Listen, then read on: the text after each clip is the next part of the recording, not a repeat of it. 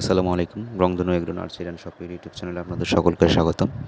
Viewers, আজকে আপনাদের সামনে দুটো মশলা গাছ নিয়ে কথা বলবো, সেই জন্য ভিডিওটা করা। যে গাছগুলো আসলে আপনাদের বাসায় থাকা প্রয়োজন।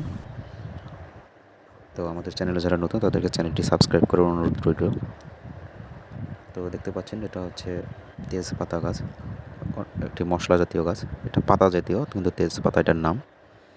এটা মশলা জাতীয় একটা গাছ, যেটা অনেক মাংস রান্না এবং বিরিয়ানি রান্নাতে এই তেজপাতাগুলো ব্যবহার করা হয়।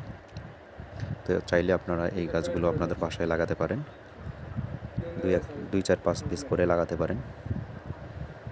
এবং এটা দেখতে পাচ্ছেন দারচিনি গাছ। তেজপাতা এবং দারচিনি প্রায় সেম একই রকম পাতা দেখতে। এটা হচ্ছে দারচিনি, এটাও মশলা হিসেবে ব্যবহার করা হয়। তো এই গাছটিও আপনারা আপনাদের বাসায় 2-4-5 পিস করে লাগাতে পারেন। তো যদি কেউ পাইকারি এবং খুচরা নিতে চান, অবশ্যই আমাদের সাথে যোগাযোগ করবেন। খুব সুন্দর গাছ, কোয়ালিটি সম্পূর্ণ।